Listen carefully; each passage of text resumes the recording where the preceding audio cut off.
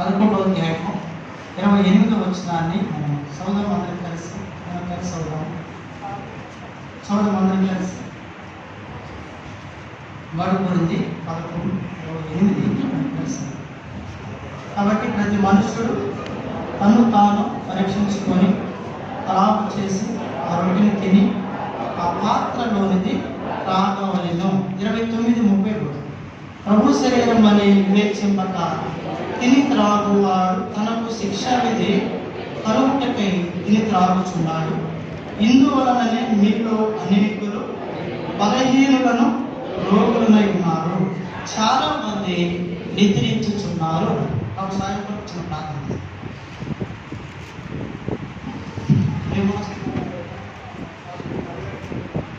పదనాలు యేసు ప్రభువు యొక్క నామములో చేయించుకుంటున్నాను. ఆరాధనలో వచ్చి ప్రేమ కోరుకుంటున్నాను. ఆత్మతో శక్తితో ఆరాధించే దాని కొరకై దయచేస్తున్నాను. తిరిగి ప్రభు మీ శరీరమునకు మీ రక్తమునకు సూచనగా ఇచ్చిన ఈ రొట్టె పాత్రలో దేవా ఆయన తండ్రి మమ్మల్ని మేము పరీక్షించుకొని యోగ్యముగా మేము పాలు పొందే దాని కొరకై మీరు దయ చూపించండి. ఉదాహరణకు జ్ఞాపకం చేసుకోవడం విషయంలో చాటును మరుగుపరచండి. ఈ పాత్రగా మరుగుట్టుగా దేవా మీరు నిలువబెట్టి మీరు బలపరిచి ఈ ప్రజలకు అర్థమయ్యే రీతిలో బోధించగలిగే జ్ఞానం మీరు మాకు దయచేయమని యేసుక్రీస్తు ప్రభు వారి యొక్క ప్రశస్తమైన నామములోనే స్తుతించి ప్రార్థన చేసి అడిగి వేడుచున్నాము తండ్రి, ఆమేన్. చదువుదాం ఆ మాట. కొరింథీయులకు రాసిన మొదటి పత్రిక ప్రియమైన వారు మరి 11వ అధ్యాయము 28వ వచనంలో మరి కాబట్టి ప్రతి మనుష్యుడు తను తాను ఏం చేసుకోవాలంట, పరీక్షించుకొని అలాగు చేసి ఆ రొట్టెని తిని ఆ పాత్రలోనిది త్రాగవలెను. అంటే ప్రతి మనుషుడు తను తాను అంటే సహజంగా మనం ఏం చేస్తామంటే మనలను మనం పరీక్షించుకోవటం ఏమో కానీ పక్క వారిని ఏం చేస్తామంట, పక్క వారిని పరీక్షిస్తాం. ఇది వాస్తవమే, లోకంలో మనం చూసేది. కాబట్టి బైబిల్ మనకి ఏం శ్రమిస్తా ఉందంటే ప్రియమైన వాళ్ళరా, కాబట్టి ప్రతి మనుషుడు తను తాను అంటే పక్కవాడిని కాదు, తను తాను పరీక్షించుకొని అలాగు చేసి ఆ రొట్టెని తిని ఆ పాత్రలోనిది త్రాగాలి. అది ప్రభు శరీరము, ఇది ప్రభు శరీరము, ప్రభు రక్తము. కాబట్టి ప్రియమైన వాళ్ళ పౌలు తెలియజేస్తున్నటువంటి మాటని ఇక్కడ మనం గమనించాలి. కాబట్టి ప్రభు బిడ్డలంగా మనం ఏం పరీక్షించుకోవాలి? వాక్యంలో మరి ఒక 5 మాటలు ఉన్నాయి. ఆ 5 తలంపులను మనం చూడగలిగి మనలను మనము పరీక్షించుకొని యోగ్యముగా మనం ప్రభు బలలో పాలు పొందే దాని కొరకై మనం ముందుకు సాగుదాం. ఇంకా సమయం మరి సమయానికి ముగించాలి కాబట్టి ప్రియమైన ద్వారా కొన్ని నిమిషాల వాక్యం చూద్దాం. చూడండి, మనము ఏం పరీక్షించుకోవాలి? మొదటి మాట అంటే హబక్కూకు గ్రంథం 1వ అధ్యాయము. హబక్కూకు గ్రంథము చూడండి 1వ అధ్యాయము. ప్రియమైన వారు మరి చదవండి. 13వ వచనం చదవండి ఒకసారి. 13వ వచనం చదవండి. చూడండి, నీ కను దృష్టి దుష్టత్వము చూడలేనంత నిష్కలంకమైనది కదా. అంటే దేవుని యొక్క కను దృష్టి ఏంటంటే, చూడండి, దేవుని యొక్క కను దృష్టి దుష్టత్వము చూడలేనంత నిష్కలంకమైనది వాక్యంలో రాయబడింది. అంటే ఆయన కను దృష్టి అనేది దుష్టత్వాన్ని చూసేది కాదు. బైబిల్లో రాయబడిన మాట. అంటే మనం ఏం పరీక్షించుకోవాలి? బైబిల్లో ప్రభు మనకి ఏం తెలియజేస్తా ఉన్నాడు? ఈ మాట మనం చదువుదాం. ఇంత మనం కొంచెం కింద చదువుదాం. చూడండి, నిష్కలంకమైనది కదా, బాధించు వారు చేయు బాధలు నీవు దృష్టింపజాలవు కదా, ఆ కపటులను నీవు చూచి దుర్మార్గులు ఎక్కువ నీతి పరులు. ఆ మాట నీతి పరులు అంటే మనం ఏం జ్ఞాపకం చేసుకోవాలి? బైబిల్ మనకి ఏమి సెలవిస్తా ఉంది? మనం ఏం పరీక్షించుకోవాలంటే ప్రియమైనటువంటి వాళ్ళరా, నీతిని మనం ఏం చేయాలంట, పరీక్షించుకోవాలి. యేసుక్రీస్తు ప్రభువు తెలియజేసే మాట ఏంటి? ఇప్పుడు రోమా పత్రిక మనం ఎప్పుడు చెప్పుకునే మాట 3:23లో ఏం రాయబడింది? 3:10 ఏం రాయబడింది? నీతిమంతుడు లేడు, ఒక్కడు లేడు బైబిల్ రాయబడింది. అంటే నీతిమంతుడు లేడని రాయబడినటువంటి మాటను బట్టి యేసు ప్రభు వారు నేను మన కొరకు అంటే అనీతిమంతుల కొరకు నీతిమంతుడైన క్రీస్తు శరీర విషయంలో ఆయన ఏమైనాడంట? చంపబడి దేని కొరకు చెప్పలా? మనలను దేవుడు ఏం చేయడానికంట? నీతిమంతులుగా తీర్చే దాని కొరకు. చూడండి, అంటే అనీతిమంతులమైన మన కొరకు నీతిమంతుడైన క్రీస్తు ఆయన శరీర విషయంలో ఆయన చంపబడినాడని వాక్యంలో మనం చూస్తాం. పిల్లలు మనం ఒకటి జ్ఞాపకం చేసుకోవాలి, ఆయన శరీర రక్త మాంసములలో మనం పాలి భాగస్థులుగా చేయబడే మనము ఏం జ్ఞాపకం చేసుకోవాలంటే నీతిని మనము జ్ఞాపకం చేసుకోవాలి. అంటే మన నీతిని మనం జ్ఞాపకం చేసుకోవాలి. వాక్యంలో యేసు ప్రభు అంటాడు, ఆ నీతిని మనము జ్ఞాపకం చేసుకోవాలి. ఆ నీతిని మనం ఏమైనా కలిగి ఉండాలి. ఇప్పుడు మత్తయి సువార్త 5వ అధ్యాయము 20వ వచనం ఒకసారి. మత్తయి సువార్త 5వ అధ్యాయము 21వ వచనం 20 చూడండి అమ్మ 20వ వచనం. మత్తయి సువార్త 5వ అధ్యాయం 20వ వచనం.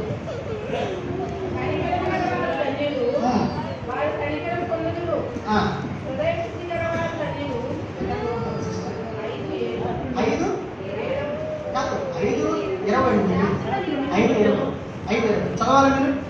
శాస్త్రులు నీతి కంటేను పరిసయ్యుల నీతి కంటేను మీ నీతి. అంటే మీ నీతి అంటే ఎవరి నీతి చెప్పాలా? మనం ఏమనుకుంటామంటే ప్రియమైన వాళ్ళ అంటే ఏ మనుషులు అట్లా అనుకోకపోతే ఏం కాలేడు, జీవించలేడు. నేను అందరికంటే ఎవరిని నేను నీతి పరుడు అని అనుకుంటాను. కానీ నేను అందరికంటే నీతి మంతులను, అందరికంటే నేను ఎవరిని నీతి పరులు అనుకుంటాం. లేదు, బైబిల్ మనకు సెలవిస్తూ ఉందంటే మనకు మనము నీతి మంతులము నీతి పరులమని మనం చెప్పుకోవడం కాదు. కానీ యేసు క్రీస్తు ప్రభువు తెలియజేసే మాట ఏంటంటే శాస్త్రులు పరిచయాలు కూడా ఆ కేటగిరీకి చెందిన వారే. అంటే ఈ శాస్త్రుల పరిచయాలు అనగా ఎవరంటే వారు ధర్మశాస్త్ర ఉపదేశకులు కాబట్టి వారు స్వనీతి కలిగినటువంటి వారు. ఇప్పుడు యేసు ప్రభు చెప్పే మాట ఏంటంటే చూడండి, శాస్త్రులు పరిచయాల యొక్క నీతి కంటే మీ నీతి ఏం కావాలంట? అధికము చేయబడకపోతే మనం ఎక్కడ పోలేము అంట. మనం అంటారు కొంతమంది లోకంలో మనుషులు కొన్ని పదాలు ఉపయోగిస్తారు. ఏమని? అదే నీతి లేనివాడా అంటారు. అవునా కదండి? ఏమంటారు చెప్పాలా? అరే నీతి తక్కువడా అంటారు. అరే నీతిలోనోడా నీతి తక్కువడా అంటారు. అంటే మాట్లాడే మనుషుల్లో ఏమున్నదంటే నీతి ఉన్నదో, అంటే నీతి లేని వారే ఏమంటారంటే అరే నీతి తక్కువడా, ఆ నీతి తక్కువదా అని అంటారు. నిజమే, లోకంలో మనం గమనిస్తాం. అంటే వీళ్ళే నీతిలోనోడా నీతి తక్కువదా అంటే మరి నీతిమంతుడైన దేవుడు ఆయన పరలోకంలో నీతిమంతుల కొరకు ప్రియమైన వాళ్ళ తన ప్రాణం పెట్టినటువంటి దేవుడు తన ప్రజల్లో నీతిని చూడాలని కోరుకోవటం తప్ప అది చెప్పండి. ఇప్పుడు ఎందుకు వారం చదువుతున్నమాట? కాబట్టి ప్రతి మనుష్యుడు తన్ను తాను పరీక్షించుకొని అలాగు చేసి ఆ రొట్టెని తిని ఆ పాత్రలోనిది త్రాగాలి. ఇప్పుడు ఏం పరీక్షించుకోవాలి? నిజముగా నా నీతి శాస్త్రులు పరిశీలన నీతి కంటే అధికముగా ఉన్నదా లేదా అది పరీక్షించుకోవాలి. లేదా ప్రభు వలలో పాలు పొందామని కాదు. ప్రియమైన వాళ్ళ గమనించాలి, ఆయన శరీర రక్త మాంసములలో మనం పాలు పొందుతూ ఉన్నామంటే ప్రభు ఏం చెప్పినాడంటే మన నీతి అనేది ఎలా ఉండాలంటే శాస్త్రుల పరిశీలన నీతి కంటే అధికంగా ఉండాలి. అంటే వాళ్ళు ఎలా ఉన్నారు? రోమపత్రిక 10:1-2 వచనంలో పౌలు అంటాడు ఏమని? సహోదరులారా, ఇశ్రాయేలీయులు రక్షణ పొందవలెనని నా హృదయాభిలాషయు వారి విషయమై నేను దేవునికి చదవమాట. సహోదరులారా, ఇశ్రాయేలీయులు రక్షణ పొందవలెనని నా హృదయాభిలాషయు వారి విషయమై చూడండి నేను దేవునికి ప్రార్థన చేస్తూ ఉన్నా అన్నాడు పౌలు. అని ఏమంటాడు ఇప్పుడు? అంటే ఏంటి? అయినను వారు దేవుని ఏం కలిగి ఉన్నారు? ఇప్పుడు మొదట ఏమన్నాడు ఆయన? వీళ్ళు రక్షణ పొందాలని దేవుని ప్రార్థన చేస్తున్నా అన్న ఆయన మళ్ళీ ఏమంటున్నాడు? అయినను వారు దేవుని యందు ఆసక్తి గలవారని నేను ఎరుగుదును అన్నాడు ఆయన. అంటే రక్షణ పొందాలని ప్రార్థన చేస్తున్నాడు వారి కొరకు. మరలా ఏమంటున్నాడంటే వారు దేవుని యందు ఆసక్తి గలవారని ఎరుగుతున్నారు. ఎందుకు? మీరు వాళ్ళ గమనించాలి, ఆసక్తి ఉందంట కానీ ఆ ఆసక్తి వారి జ్ఞానానుసారమైన ఆసక్తి. అంటే వారు దేవుని నీతిని ఎరుగక వారి స్వనీతిని ఏం చేస్తున్నారంటే చెప్పాలి. వారి దేవుని నీతిని ఎరగక వారి స్వనీతిని వారు స్థాపింప మూనుకొనుచున్నారని వాక్యం. అంటే శాస్త్రులు పరిశీలన యొక్క నీతి ఏంటంటే స్వనీతి. వారి దేవుని నీతిని ఎరిగినటువంటి వారు కాదు. అందుకే ప్రభు అన్న మాట ఏంటి తెలుసా? మీ నీతి వారి నీతి కంటే అధికము కాకపోతే మీరు ఎక్కడికి ప్రవేశించలేరు. చెప్పాలా? ఇక మనం ఎన్ని ఉపవాసాలు ఉందా, ఎంత డబ్బులు ఇచ్చినా మన దానికి ప్రియమైన వాళ్ళరా, నువ్వు ఎంత ఎండకి ఎంత ప్రయాసపడ్డా, ఎన్ని ఆమ్లెట్లు చేసినా, ఏమి చేసినా మనకేంటంట ప్రయోజనం ఉందా లేదా? చెప్పాలా? అప్పుడు మధ్యస్థం దేవుడి దగ్గర రావాలా. ప్రభు అంటారు కదా, ప్రభువా ప్రభువా అని చెప్పాలి. పిలిచి ప్రతి వాడు పరలోక రాజ్యములోనికి ప్రవేశింపడు కానీ పరలోకమందున్న నా తండ్రి చిత్త ప్రకారం చేయువాడే ఎక్కడ ప్రవేశిస్తారు. కాబట్టి ప్రియమైన వారు ఒకటి నీతిని మనం పరీక్షించుకోవాలి. మన నీతి శాస్త్రుల పరిశీలన నీతి కంటే ఎలా ఉండాలంట? అధికంగా ఉండాలి. ఒక వ్యక్తి నీతిని గురించి ప్రభు చెబుతున్న మాట చూడ మాట ఆదికాండం 6వ అధ్యాయం 9 వచ్చింది చదవండి. ఆదికాండం 6వ అధ్యాయం 9 వచ్చింది.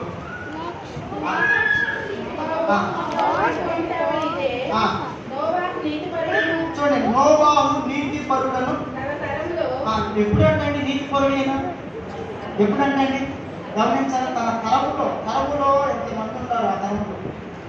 నోవాహు జీవించినటువంటి దినాల్లో ప్రియమైన వాళ్ళ నోవాహు జీవించిన దినాల్లో ఎంతమంది ప్రజలు ఉన్నారు? తక్కువ మంది ఉన్నారు. చెప్పండి. తన తరము వారి అందరిలో కూడా నోవాహు అనే వ్యక్తి ఒక్కడ మాత్రం ఎలా జీవించారంటే ఆయన ఒక్కడ మాత్రమే నీతిమంతుడుగా జీవించినట్టు వాక్యంలో రాయడు. ప్రభు ఎంత స్పష్టంగా తెలియజేసినాడు ఆ మాట. చూడండి, నోవాహు అంటే తన తరము వారి అందరిలో కూడా నీతిపరుడు అంట నిందారహితుడని వాక్యంలో రాయబడింది. నాడు ప్రభువులలో మనం పాలు పొందాలి ప్రభు కోరుతున్నాడు. కాబట్టి ప్రతి మనుషులు తను తాను ఏం చేసుకోవాలి? పరీక్షించుకొని పాలు పొందాలి. చాలా మంది ప్రభువులలో పాలు పొందరు. కానీ ప్రభు అన్నాడు, నా శరీరం తిని నా రక్తము త్రాగువాడే నిత్య జీవం కలవాలని ప్రభు చెప్పాడు. కాబట్టి నేను నీకు అప్పగించినది ప్రభు వల్ల పొందుతున్న ప్రభు అని యేసు తాను అప్పగింపబడిన రాత్రి ఒక రొట్టెనెత్తుకొని కృతజ్ఞతాస్తుతులు చెల్లించి దానిని విరిచి ఇది మన కొరకైన విరవబడిన ఆయన శరీరము కాబట్టి ఆ శరీరంలో పాలు పొందాల్సినటువంటి వారమైన మనము ఏం పరీక్షించుకోవాలంట? చెప్పాలా? నీతిని పరీక్షించుకోవాలి. అంటే మన నీతి ఎలా ఉండాలి అంటే ప్రియమైన వాళ్ళ శాస్త్రుల పరిస్థితుల యొక్క నీతి కంటే మన నీతి అధికంగా. వాళ్ళ నీతి ఏ నీతి? వాళ్ళది స్వనీతి. వాళ్ళ నీతి స్వనీతి. ఈ నీతితో ఉంటే మరి పరలోకము పాలని ప్రభు చెప్తున్న మాట. ఆ మత్తయి సువార్త 5వ అధ్యాయము 20వ వచనంలో రాయబడిన మాట. మీ నీతి అధికంగా చేయబడితేనే తప్ప మీరు పరలోకములోనికి మీరేం కాదు ప్రవేశించారు. చూడండి, వారి నీతి మంత్రులు కాబట్టి చూడండి, ఆ జలప్రలయం అప్పుడు ఆ ఇంటి వాళ్ళందరూ రక్షింపబడ్డారంట. చూడండి, పేతురు రాసిన 2వ పత్రిక ఆ మాట చదవండి. 2వ పత్రిక 2వ అధ్యాయం 5వ వచనం. పేతురు రాసిన 2వ పత్రిక 2వ అధ్యాయం 5వ వచనం. మరియు ఆయన పూర్వకాలమందున లోకమును విడిచిపెట్టక చూడ భక్తిహీనుల సమూహం మీదకి జలప్రలయమును రప్పించినప్పుడు నీతిని అంటే నీతిని కలిగి ఉన్నటువంటి వ్యక్తి, రెండవది నీతిని ప్రకటించిన వ్యక్తి. గమనించాలా? ఒకటేమో నీతి కలిగి ఉన్నాడు, రెండవది నీతిని ఏం చేసినాడంటే ఆయన ప్రకటించాడు. కాబట్టి ప్రియమైన వాళ్ళరా, ఈ కుటుంబం మాత్రమే జలప్రలయమును ఏమైందంట తప్పించబడిందని వాక్యంలో రాయబడింది. కాబట్టి ప్రభువులలో పాలు పొందే మనము ఒకటి మన నీతిని ఏం చేయాలంట? పరీక్షించుకోవాలి. నీతిని పరీక్షించుకోవాలి. ప్రభు చెప్పారు అంటే మనుషుల దృష్టికి, ఎవరి దృష్టికి అంట? దేవుడి దృష్టికి మన నీతిని మనము పరీక్షించుకోవాలి. ఒకటి నీతి. రెండవ మనం చూద్దాం. రెండవదిగా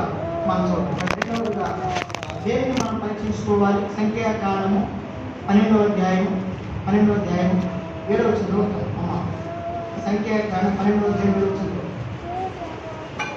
సంఖ్యాకాండం 7వ వచనం.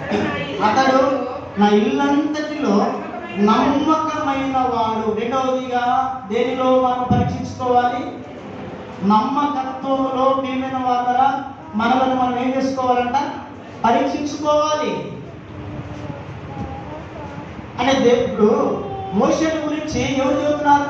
తన అన్న లేకపోతే తన సహోదరి మిరియామా, అహరోను చెబుతున్నాడా? చెప్పాలండి. ఎవరు చెబుతున్నారు? మనం ఏం చేస్తామంటే చెప్పాలా? నా గురించి ఇంకోటి చెప్పినా ఆయన గురించి ఇంకోటి చెప్పారంటే ఉప్పటమే అంట కదా, ఉప్పటమే. నా గురించి ఎంత గొప్పగా చెప్పాడు కదా. చాలా మంది అట్లా ఒప్పుతారు కదా. అది నీ అంత వీడు అక్కడ నీ అంత నమ్మకస్తులు లేదా కన్నా నీ అంత నమ్మకస్తులు ఏంటో కాదు భాష చెప్పాలంటే కాదు. అంటే మనుషుల దృష్టి కాదు. అంటే బైబిల్ మనకి ఏమి సెలవిస్తూ ఉందంటే దేవుడే ఒక వ్యక్తిని గురించి సాక్ష్యం ఇవ్వాలి. బైబిల్లో మనం చూస్తూ ఉన్నాము మోషేను గురించి దేవుడు చెప్పే మాట ఏంటంటే, మోషే నా ఇల్లంతటిలో ఏమై ఉన్నాడంట? నమ్మకమైన వాడంట. దేవుని ఇల్లంతటిలో కూడా, ఇల్లు అంటే ఈ భూమి అంతా కూడా దేవుని యొక్క ఇల్లు. అంటే ఈ నేల మీద మోషే అంత నమ్మకస్తుడు ఎవరు కూడా లేరు. ఉన్నారండి చెప్పాలా? అంటే నా ఇల్లంతటిలో నమ్మకమైన వాడు అన్నాడు దేవుడు మోషేని. మన నమ్మకత్వాన్ని కూడా ప్రభు ఏం చేస్తాడు? చూస్తాడా లేదా? నేను ఆ నమ్మకత్వాన్ని దేవుడు ప్రియమైన వాళ్ళ ప్రభు చూస్తాడు. కాబట్టి మోషే వలె మనం కూడా ఏం చేయాలంటే నమ్మకత్వాన్ని ఏం చేయాలంటే పరీక్షించుకోవాలి. ఇప్పుడు ఒక మాట ఉంది, కీర్తన గ్రంథం 101వ కీర్తన 6వ వచనంలో ఏం రాయబడింది? 101వ కీర్తన 6వ వచనం చదవండి ఒకసారి. ఆ మాట చూడండి. నా యొక్క నివసించున్నట్లు దేశంలో నమ్మకస్తులైన వారిని. ఊరు ఎవరండి చెప్పాలా? నా యొక్క నివసించున్నట్లు దేశంలో నమ్మకస్తులైన వారిని నేను ఏం చేస్తున్నాను అన్నాడు ఆయన. కనిపెట్టుచున్నాను అంటున్నానంటే ఏంటి అర్థం? నమ్మకస్తులు ఉండాలనే లేదని. కనిపెట్టుచున్నాను అంటే ఏంటి అర్థం? ఇప్పుడు 1000 మందిలో ఏమైనా వారు గమనించాలి. ఒక 1000 మందిలో మన పిల్లవాడు తప్పిపోయాడు అనుకో, ఇదిగో అక్కడ ఉండాలని మనం చెప్పలేము. ఏం చేయాలి? మొదట మనము కనిపెట్టాలి, చూడాలా, ఎక్కడుండాలి ఏం చేయాలంటే చెప్పలేండి. ఇప్పుడు 1000 మంది మన పిల్లలైతే మనం కనిపెట్టాల్సిన పని ఉందా లేదా? ఏమంటారు?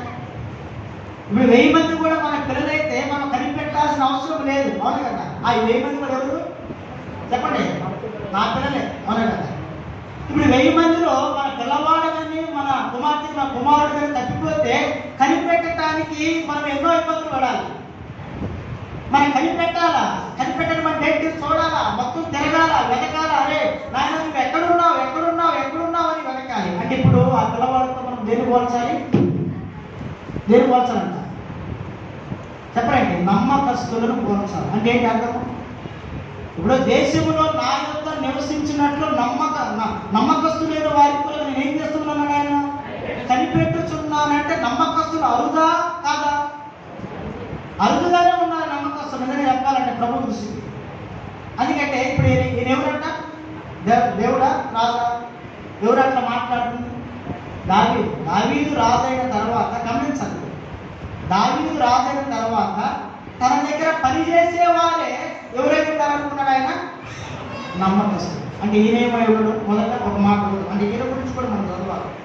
ఆయన గురించి కూడా ప్రియమైన వాళ్ళ మనం చదవాలి. చూడండి, సమూయేలు మొదటి గ్రంథము 22వ అధ్యాయం. సమూయేలు మొదటి గ్రంథం 22వ అధ్యాయం. ఆ మాట చదవండి ఒకసారి. 14 చదవడం 22-14 చదవండి ఒకసారి. అహీమెలెకు రాజా. చూడండి, ఇప్పుడు ఈ సౌలు అనే వ్యక్తి తన అల్లుడైన దావీదుని తరుపుతున్నప్పుడు అహీమెలెకు ఈ అహీమెలెకు వ్యక్తి సౌలుకు చెప్పే మాట ఏంటంటే, రాజునకు అల్లుడే చెప్పాలా? ఎవరంటే ఈయన నీకు పిచ్చి పట్టిందా ఏంటి రాజా? అసలు ఎవరు చంపుతున్నావు, ఎవరు చంపాలనుకున్నా నీకు ఏమైనా అర్థమవుతుంది? అసలు చెప్పాలి. ఎవరు నువ్వు జరుగుతున్న అర్థమవుతుందా నీకు? ఎవరినంట? నీ అల్లుడు. అసలు నీ అల్లుడు ఎవరు? అపనమ్మకస్తుడా నమ్మకస్తుడా? చెప్పలేటమ్మా నమ్మకస్తుడు. ఆ మాట మనం చదవాలి. చూడండి, అల్లుడై రాజునకు అల్లుడై నమ్మకస్తుడై ఆలోచనకర్తై నీ నగరిలో. చూడండి, నగరిలో అంటే చూడండి ఆ నగరంలో దావీదు అంత నమ్మకస్తుడు నమ్మకస్తుడైన మనుషుడు ఎవరు కూడా లేరు ఆ నగరంలో. ప్రియమైన వాళ్ళ 10 మందిలో నమ్మకస్తుడికి ఎంత గొప్ప పేరు చెప్పాలా, అంటే ఒక ఏరియాలో నమ్మకం ఎంత గొప్ప పేరు.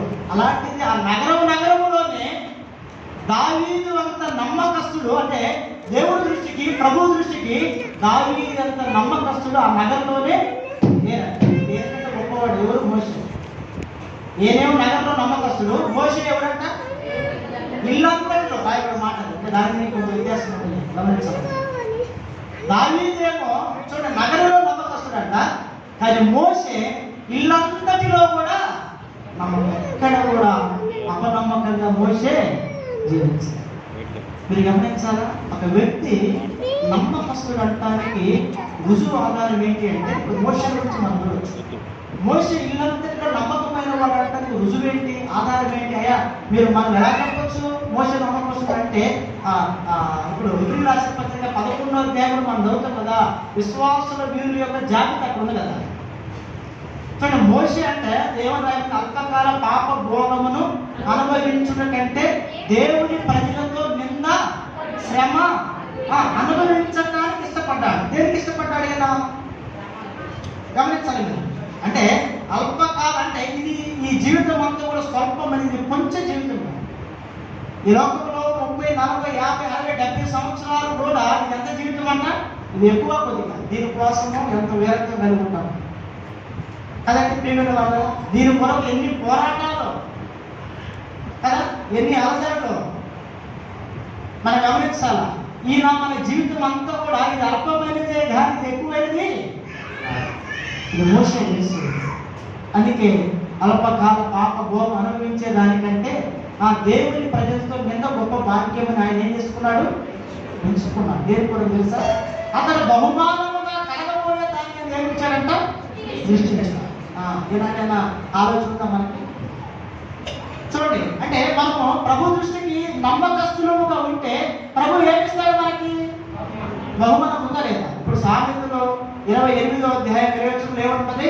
నమ్మకమైన వారికి దీవెనలు మెండుగా కలుగునంట. ఇప్పుడు నమ్మకం లేకపోతే వస్తాయి దీవెనలు? ఏం మాట్లాడు? ఇప్పుడు నమ్మకమైన వారికి ఏం కలుగునంట?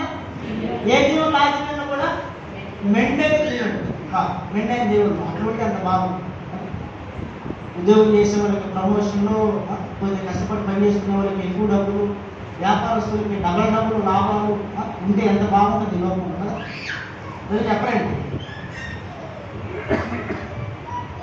కానీ బైబిల్లో చెప్పబడిన మాట ఏంటంటే నమ్మకమైన వారికి దీవెనలు మెండుతుంది. ఇప్పుడు ఆ మాట ఇప్పుడు ఎందుకు మోషే నమ్మకస్తుడంటే ఆ మాట చూడండి. ఇబ్రీ పత్రిక 11వ అధ్యాయం ఆ మాట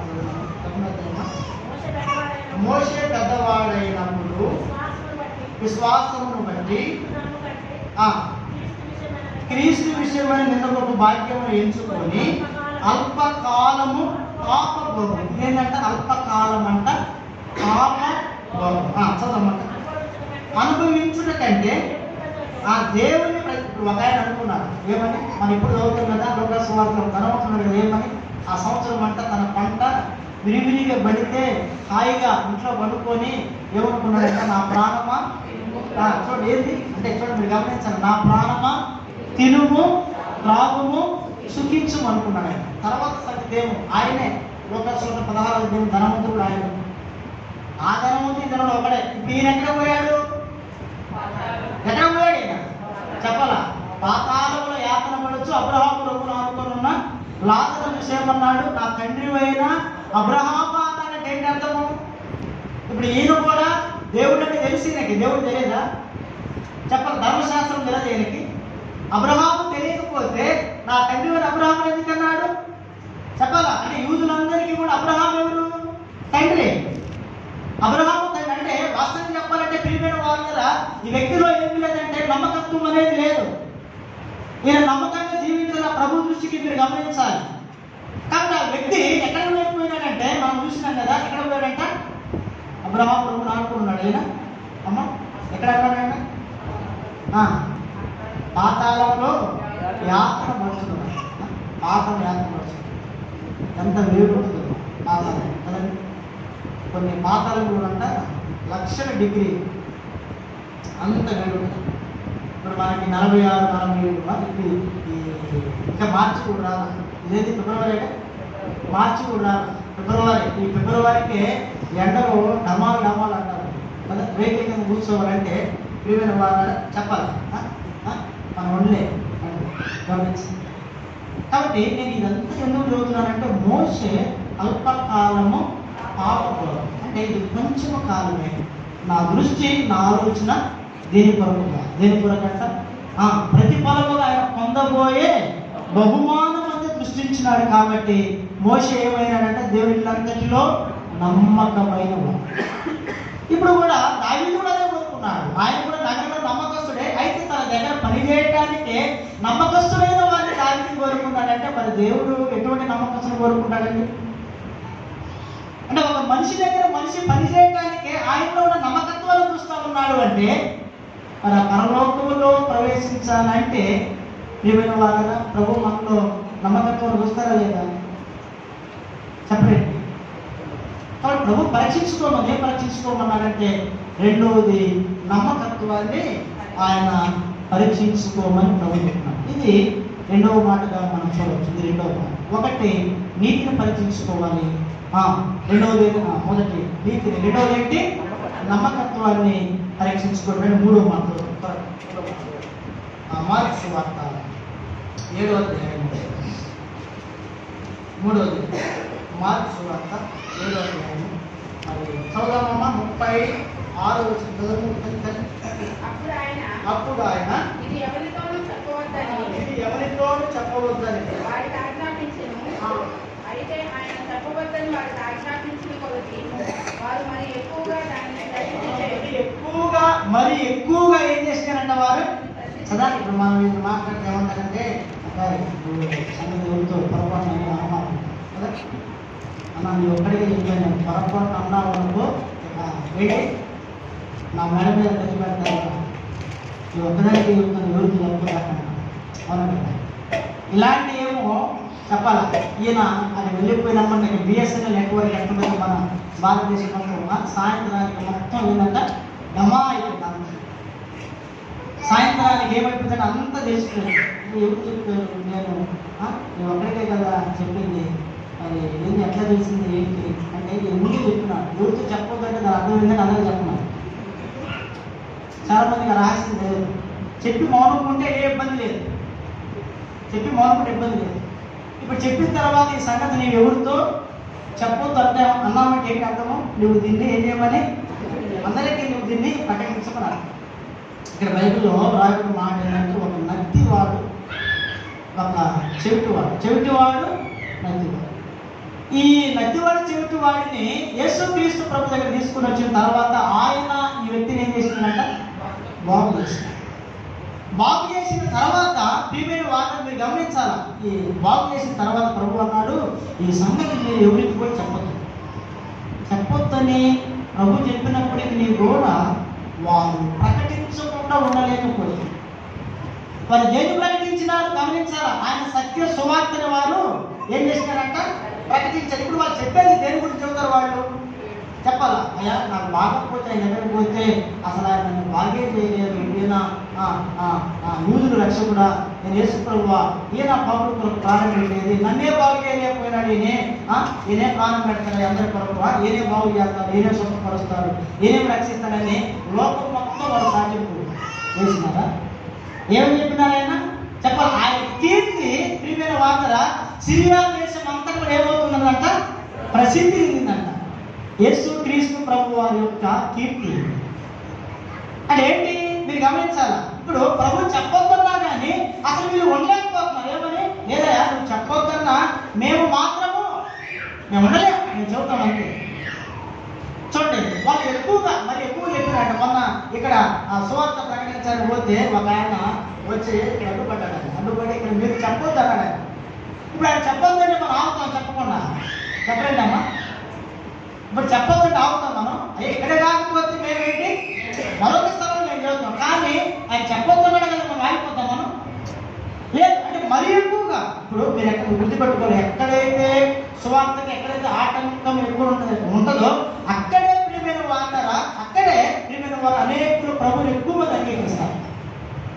ఎక్కడైతే సువార్తకి ఆటంకాలు ఉంటాయో అక్కడే ఎక్కువ మంది ప్రభువుని ఏం చేస్తారంట, విశ్వసిస్తారు. ఇది సత్యం, బైబిల్ బోధించింది. ఇప్పుడు ఎదురాడినటువంటి పౌల్ని ప్రభు ఏం చేసినాడు చెప్పాలా పట్టుకున్నాడా లేదు దేవుడు? చెప్పాలా? ఇంటింటికి పోయి దేవుడి పిడలైన వారిని పట్టుకొని ఈడ్చుకుని వచ్చేవాడంట ఆ పౌలు.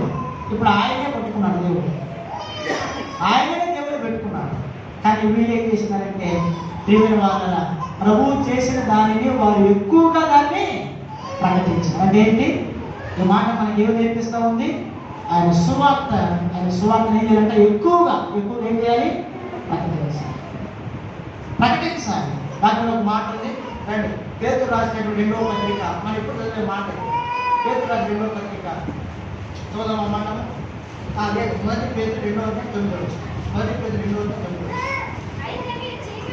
చూడు, అయితే మీరు చీకటిలో నుండి ఆశ్చర్యకరమైన తన వెలుగులో వెలుగులోనికి మిమ్మల్ని పిలిచిన వాని గుణాతిశయములను ఇప్పుడు ప్రచురణ చేసే బాధ్యత ఉందా లేదంటారా? చెప్పలేదమ్మా. ఇప్పుడు యేసుక్రీస్తు ప్రభు వారి యొక్క గుణాతిశయములను మనం ఎందుకు ప్రచురించాలి? బైబిల్లో ఏం రాయబడింది? చెప్పాలా? మనకు ఎక్కడున్నాం? ఒకప్పుడు చీకటిలో ఉన్నాం. ఇప్పుడు ఎందుకు ఆయన గుణాతిశయాన్ని మనం ప్రచురించాలి అంటే, ఒకప్పుడు మనం ఎవరుమంట చీకటిలో ఉండబడిన వారు. మిగిలిన వారు చీకటి అంటే పాపం. ఇప్పుడు చీకటిలో ఉన్నటువంటి వారు మనలను ఆయన తన ఆశ్చర్యకరమైన వెలుగులోనికి ప్రభు వాళ్ళు ఏం చేసినాడు? పిలిచినాడు, అంటే తీసుకొచ్చినాడు. ఆ వెలుగులోనికి మనం రప్పించినాడు. కాబట్టి ఇప్పుడు దాని కృతజ్ఞతగా మనం ఏం చేయాలా? ఆయన గుణాతిశయములను ఏం చేయాలంట? ప్రకటించాలి లేదా? రాయబడి మాట చూడండి. వాళ్ళు ఊరికినే ఉండలేకపోయినారు. మరి ఎక్కువగా వాళ్ళు ప్రభువుని ప్రకటిస్తూ వచ్చినారు. రండి, 4వ అధ్యాయం యోహాను సువార్త 42. 4:42 యోహాను సువార్త 4:42.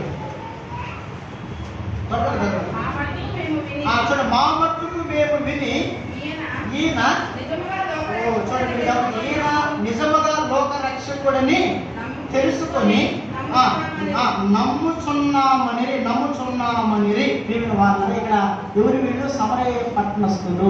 ఒక సమరయ స్త్రీ మాత్రమే కాదు, సమరయ పట్టణస్థులు కూడా యేసుక్రీస్తు ప్రభువు గురించి ఏం చేస్తున్నారంట? వారు చెప్పాలా ప్రకటిస్తూ ఉన్నారు. ఇప్పుడు చీకట్లో నుండి ఆశ్చర్యకరమైన వెలుగులోనికి ప్రభు మనం తీసుకొచ్చిన దాన్ని బట్టి కృతజ్ఞతగా మనం ఏం చేయాలంట? ఆయన గుణాతిశయములను మనము ప్రచురం చేయాలి. ఇప్పుడు వాళ్ళు కూడా అదే, ఆ వ్యక్తి ఆ చెవిటి వ్యక్తిని ప్రభు బాగు చేస్తే వాళ్ళు మౌనంగా ఉండలేకపోయినారు. ఆయన గురించి ఆ ప్రాంతంలో వాళ్ళు ఏం చేసిన మరీ ఎక్కువగా ఆయన గురించి ప్రకటిస్తూ వచ్చారు. ఇది రెండవదిగా ప్రియమైన వాళ్ళు పరీక్షించుకోవాలి. ఏంటంటే నా శరీరం, ప్రభు చెప్తున్నాడు కదా, నా శరీరం తిని ఈ రొట్టెని తిని ఈ పాత్రలోనిది త్రాగునప్పుడల్లా ప్రభువు వచ్చే వరకు ఆయన మరణం ఏం చేయాలంట? ప్రచురించాలంటే ప్రకటించాలి అన్నమాట. కాబట్టి మూడవదిగా మనం ఏం పరీక్షించుకోవాలి అంటే, సువార్తని మనము ప్రకటిస్తూ ఉన్నామా లేదు ఏం చేయాలంట? పరీక్షించుకోవాలి. ఇది 3వ తలంపు. అంటే 4వ చూద్దాం. 4వది మనం చూద్దాం. 4వదిగా మార్క్స్ వార్త 7. మార్క్స్ వార్త 10వ అధ్యాయం 48. మార్క్స్ వార్త 10వ అధ్యాయం 48.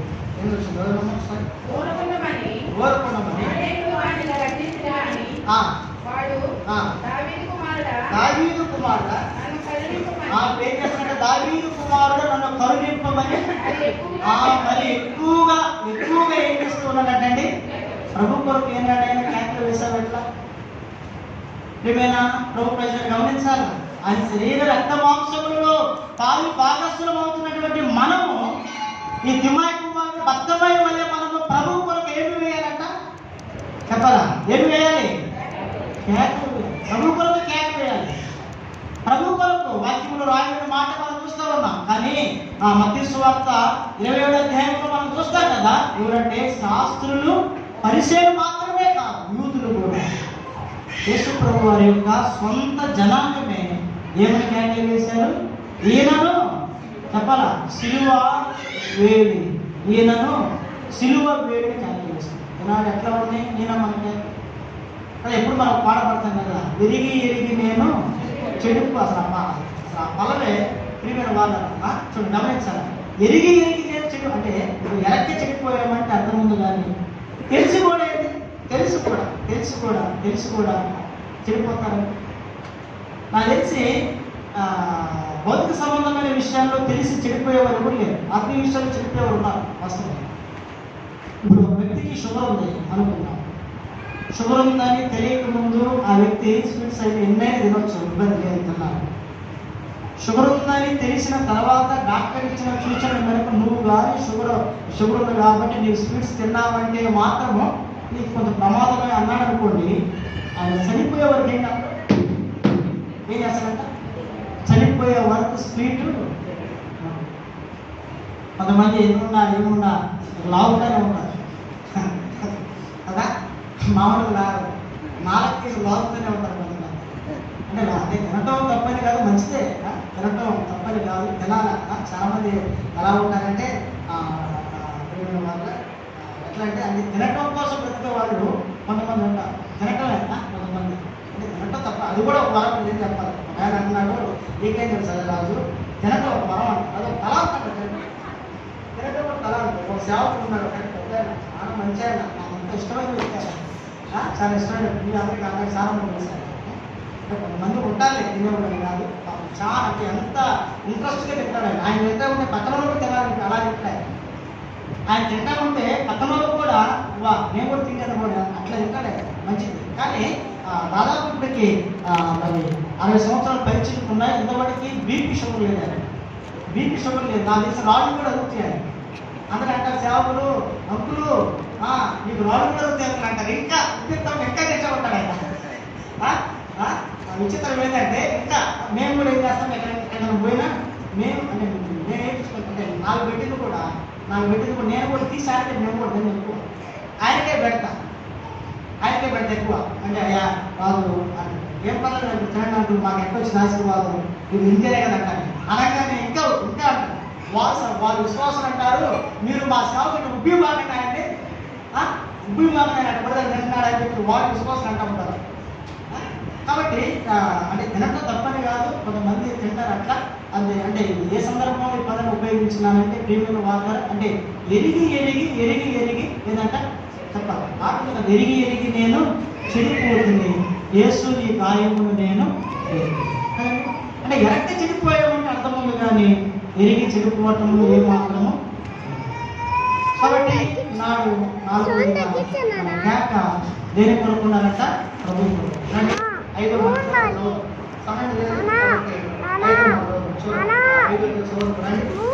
71 కీర్తన చూడండి. 5 ఏం పరీక్షించుకోవాలి, 71 కీర్తన చూడండి. 71 కీర్తన 14 వచ్చాను చదవండి, 14 వచ్చాను చదవండి.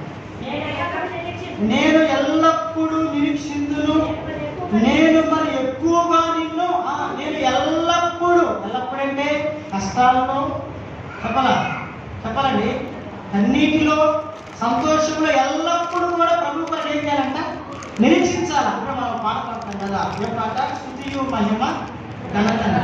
పాట పలాలి, స్తుతియు మహిమ ఘనత నీకే యుగ యుగముల వరకు ఎంతో నమ్మదగిన దేవా మా దేవుడవై, మా దేవుడవై మా ప్రేక్షకులు అంతా బాగుంటాయి. అర్థమవుతుంది నేను చెప్పేదా మీరు, అన్ని బాగున్నప్పుడు సుఖము సంతోషము సౌఖ్యము సమాధానము నెమ్మది అన్నీ ఉన్నప్పుడు ఈ పాట పాడతాం. మేమని స్తుతియు మహిమ ఘనత అన్నీ బాగున్నాం, అదే అన్ని బాగున్నాం. అప్పుడు దానికి వర్ణించడానికి దాన్ని వర్ణించలేము కూడా, అట్లా పాడతారు అసలు ఈ పాట. అదే కంఠస్థం, చదువు రాములు కూడా ఈ పాట ఏంది కంఠస్థం. మా దేవుడివై మాకు ఇచ్చింది ఎప్పుడు చెప్పాలి, ఎంతో గొప్ప శుభజనం. అంటే మంచి దినం అయితే సంతోషంగా ఉన్నప్పుడు సుఖం ఉన్నప్పుడే కీర్తించడం కాదు. బైబిల్ రాయబడే మాట, నేను ఎల్లప్పుడూ ఏమన్నా నిరీక్షించును, నేను మరి ఎక్కువగా నిన్ను ఎప్పుడంటే సృష్టించాల్సిన ఒక మాట ఉంది. రండి దానియేలు గ్రంథం చివరిగా దానియేలు గ్రంథము ఎప్పుడు సృష్టించాలి? కానీ చదువుదాము. దానియేలు గ్రంథము 6వ అధ్యాయము చదువు 10 వచ్చిన తల్లి 6 ఇంటి శాసనము సంతకము చేయబడినని. ఏ శాసనం అది చెప్పాలండి, మీరు చెప్పాలి. ఏ శాసనం అది? ఏ శాసనం అమ్మా? ఏం మాట్లాడాలి? ఏ మనుషుడైనా 30 దినాలు ఏ దేవునికి ఇప్పుడు ఏం చేయకూడదు? ప్రార్థన చేయకూడదు. ఏదైనా చెప్పాలనుకుంటే ఎవరికి చెప్పాలి? రాజుకి చెప్పాలి. ఒకవేళ ఈ ఆజ్ఞను అతిక్రమిస్తే ఇప్పుడు వీళ్ళు ఎక్కడ తీసుకుని వేయాలి? సింహముల యొక్క బోన్లో పడవేయాలి. ఇప్పుడు ఈ సంగతి దానిలో చేసలేదు చెప్పాలి. ఇప్పుడు ఈయన కూడా అదే పాట పడుతుంది. మన భార్య స్తుతియు మహిమ ఘనత నీకే యుగయుగముల వరకు ఎంతో నమ్మదగినది. మా దేవుడవే నా దేవుడవే నాకు ఇచ్చి ఎంతో గొప్ప సంగతి. ఏనాడైనా ఇటువంటి శ్రమలో మన పాట పడతామండి.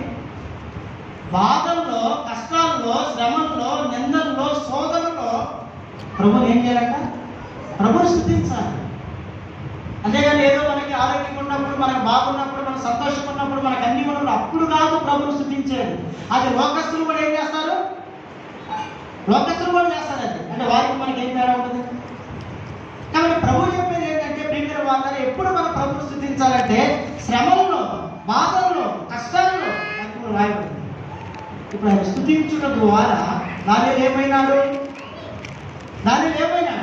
చెప్పాల. సింహాల వారి నుండి దేవుడు అతన్ని ఏం చేసినాడు? ఆయన కాబట్టి. సరే, ఇప్పుడు ఒక ప్రశ్న ఏంటి అంటే, ఇప్పుడు ఆ బోన్లో ఆ బోన్ కాదు, ఆ లోయలో ఎన్ని సింహాలు ఉంటాయి?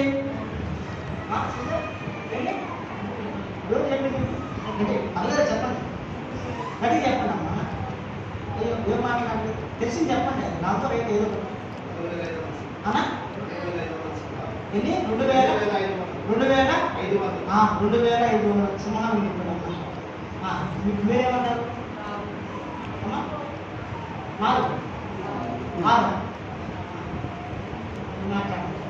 ఎందుకు నాకు తను ఏం చెప్తుంది?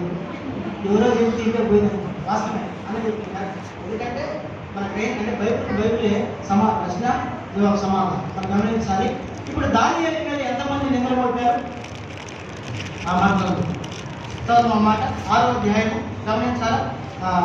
మొదటి వచ్చిన తన రాజ్యమంతటి పైన అధిపతులు ఉంటే 120 మంది అధిపతులను నియమించుటకు ధైర్యం వేసిన ఎంతమంది అంట? 120 మంది. అంతేనా? 120 మంది. ఇప్పుడు 2 వచ్చింది చదవండి. కాదు, 3 వచ్చింది. ఈ దానియేలు అతి శ్రేష్టమైన బుద్ధి గలవాడే ప్రధానులలోను అధిపతుల్లోను చదవాలమ్మా.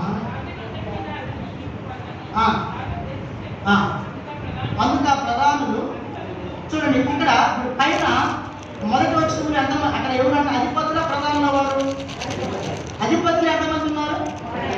అధిపతులే 120 మంది. ఇక్కడ మన ఎంతమంది? ఇక్కడ ఎవరు ఉంటారు వీళ్ళు?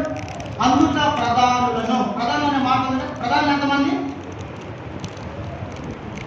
చెప్పలేదమ్మా? కదా 3 ప్రధానులు అధిపతులు 120 మంది. 120 మంది. ఇంకా కొంచెం కింద చదువుదామా? కొంచెం కింద చదువు. అదే వచ్చింది చదవండి. 3వ వచ్చింది చదవండి.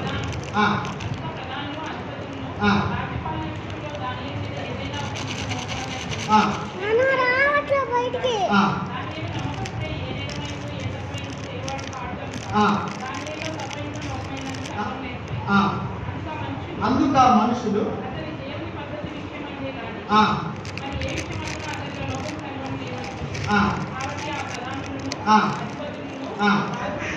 మీరు గమనించాలి. అప్పుడు ఆ ప్రధానులు అధిపతులు. ఇప్పుడు ఒక మాట చూద్దాం. చూడండి. 6వ అధ్యాయము 24 వచ్చింది చదవండి. 6వ వచ్చింది చదవండి. రాజు ఆజ్ఞగా దానియేలు మీద నింద మోపిన ఆ మనుషులను వారు తోడుకొని వచ్చి సింహాల గుహలో పడతోసిరి. వారిని, వారి కుమారులను, వారి భార్యలను పడద్రోసి. ఇప్పుడు మనకి రావడం. ఇప్పుడు వారిని, వారి కుమారులను, వారి భార్య. ఇప్పుడు 120 మంది 120 మంది ప్రధాన అధిపతులు. ఇప్పుడు 120 మందికి ఎంతమంది భార్యలు ఉండొచ్చు బహుశా? ఎంతమంది ఉండొచ్చు? పాత నిబంధన కాలంలో మనం చూసినట్లయితే సరే ఒక ఇద్దరు ముగ్గురు అనుకున్నాం, ఎందుకంటే వాళ్ళ నియమాలకు ఉన్నాయి కాబట్టి ఇద్దరు ముగ్గురు, సరే వాళ్ళ ఇద్దరు అనుకున్నాం. ఇప్పుడు 120 ప్రియమైన వాళ్ళ 120 మంది అంటే 240 మంది భార్య, అంతేనా? 240 120 ఎంత? 360 మంది భార్య భర్తలు 360 మంది అనుకున్నాము. ఈ 360 మంది భార్య భర్తలే పిల్లలు ఎంతమంది ఉంటారు ఒక కుటుంబానికి చెప్పాలి. ఇద్దరి గ్రంథంలో మనం చూస్తాం కదా, హామానికి ఎంతమంది సంతానం? హామానికి ఎంతమంది సంతానం? గట్టిగా చెప్పండి. హామానికి ఎంతమంది సంతానము? హామానికి చదువుతామా? సరే ఎంత? సరే కొంతమంది అనుకుందాం. ఇప్పుడు గిద్యోనికి ఎంతమంది సంతానము? 70. సరే ఆ పాలెట్లు వెళ్తాం. గిద్యోనికి 70 మంది అనుకుందాం. సరే 70 మంది కాకపోయినా మనం సారా సొంత కుటుంబానికి 10 మంది వేసుకుంటారు. 10 మంది అనుకుందాం. అంటే ఇప్పుడున్న జనరేషన్లో కొంచెం తల ముందుకు పోతే 10 మంది 12 మంది దేవుడు మన కట్టి చూద్దామా, మేము 12 మంది సంతానం నిలబడతాం. 12 మంది సంతానం అట్లా సరే 10 మంది కడకి మనం లెక్కేసుకున్నాం. కానీ ఇప్పుడు ఎంతమంది అంటే ప్రియమైన వాళ్ళు 120 ఇంటూ 10 అంతప్పుడు ఎంత? 1200 మంది పిల్లలు. వీళ్ళు ఎంతమంది భార్య భర్తలు? 360. అప్పుడు ఎంతమంది టోటల్? 1560 మంది. ఈ 1560 మందిని ఒక్కసారి ఏం చేసినారు? మీరు గమనించాలి. ఇప్పుడు ఆ మాట 24లో 2వ లైన్ చదువుతాం. చూడండి. సింహముల గుహలో పడద్రోసిరి, వారిని వారి కుమారులను వారి భార్యలను పడద్రోసిరి. వారి గుహ అడుగునకు రాకముందే సింహములో పాతయిరి. సింహములు వారి ఎముకలను సైతం ఏం చేసిందంట? నగలోపలికి ఏం చేసిందంట? ఎముకలు సైతం కూడా పొడి చేసిందంట. పొడి తెలిసి కదా మనకి. పొడి మనం చేతిలో వేసుకున్న ఉప్పు అంటే ఏమైందని దానికి పోయితే ఉంటుందా చెప్పాలా? ఇప్పుడు ఇంతమంది దాదాపు 1500 మంది, ఎక్కువ మంది ఒక్కసారి గుహలో అడుగు భాగాలు కూడా రాలేదు. వాక్యంలో అన్నమాట. ఇప్పుడు అడుగు కూడా రాలేదంటే ఎన్ని సింహాలు ఉంటే దీన్ని బట్టి మనం ఏం చేయొచ్చు? 3, 2, 3, 4 కాదు. గుహ అంటే అంటే మీరు ఎలా చెప్పవచ్చు? మీరు ఎలా చెప్పగలరంటే బైబిల్లో దానికి జవాబు. ఎందుకంటే వాళ్ళు అంతమంది మనుషులు ఉన్నారు కాబట్టి వారు గుహ అడుగు కూడా ఏం కాదంట రాలేదు. సింహములు వారి ఎముకలను పగల కొరికి వారి ఎముకలను పొడి చేసినారు. పొడి చేసి ఎన్ని సింహాలు దొరకరావు కదండి, దొరకదు. కాబట్టి ఎంత గొప్ప అపాయం నుండి దేవుడు దానిని తప్పించడానికి, దాని ఏం కనబడింది మనకి? శ్రమలు, బాధలు, కష్టాల్లో, నిందల్లో, శోధనలు దానిని ప్రభుని ఏం చేసినాడు? స్తుతించాడు. ప్రభుని స్తుతించాడు. ఇది మనం బాగున్నప్పుడు, సంతోషం ఉన్నప్పుడు ఏమైనా మన అన్ని సమయాలు అందుకు రాయడం. నేను ఏమంటాడైనా కీర్తించాను, నేను ఎల్లప్పుడూ నిరీక్షించాను. ఎల్లప్పుడు అంటే కష్టమైన బాధ అయినా ప్రియమైన వాళ్ళ అది సంతోషం ఎప్పుడైనా కానీ దానియేలు వల్లే ప్రభుని ఏం చేయాలంటే మనము స్తుతించాలి. దీనిని మనం పరీక్షించుకోవాలి.